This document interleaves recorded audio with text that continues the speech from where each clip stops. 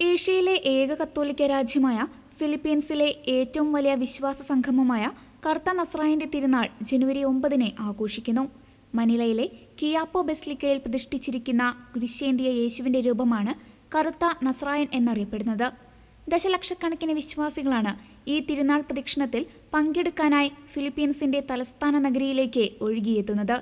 16-ാം നൂറ്റാണ്ടിൽ മെക്സിക്കോയിലെ ഒരു അജ്ഞാത ശില്പി ഇരുണ്ട തടിയിൽ നിർമ്മിച്ചതാണ് ഈ തിരുസ്വരൂപം. 1606-ൽ അഗസ്തീനിയൻ മിഷണറിമാരാണ് ഇത് ഫിലിപ്പീൻസിൽ എത്തിച്ചത്. യാത്രക്കിടെ കപ്പലിലുണ്ടായ തീപിടുത്തത്തിലാണ് രൂപത്തിന് കറുപ്പ് നിറം കൈവന്നതെന്നാണ് പറയപ്പെടുന്നത്.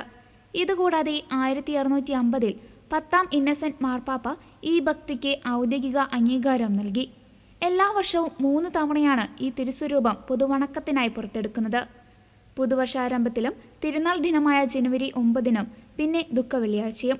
1787 മുതലാണ് കിയാപ്പോ ദേവാലയം കറുത്ത നസ്രായന്റെ പ്രധാന കേന്ദ്രമായി മാറിയത്. ജനുവരി 9-ന് നടക്കുന്ന പ്രദക്ഷിണം മണിക്കൂറുകളോളം നീണ്ടു നിൽക്കുന്നതാണ്.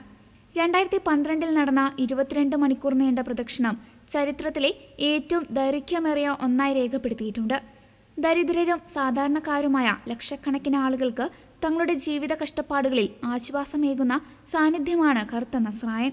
തോളിൽ കുരിശേന്തിയ യേശുവിന്റെ രൂപം തൊട്ടു വണങ്ങുന്നതിലൂടെ രോഗശാന്തിയും അനുഗ്രഹങ്ങളും ലഭിക്കുമെന്ന് വിശ്വാസികൾ ഉറച്ചു വിശ്വസിക്കുന്നു.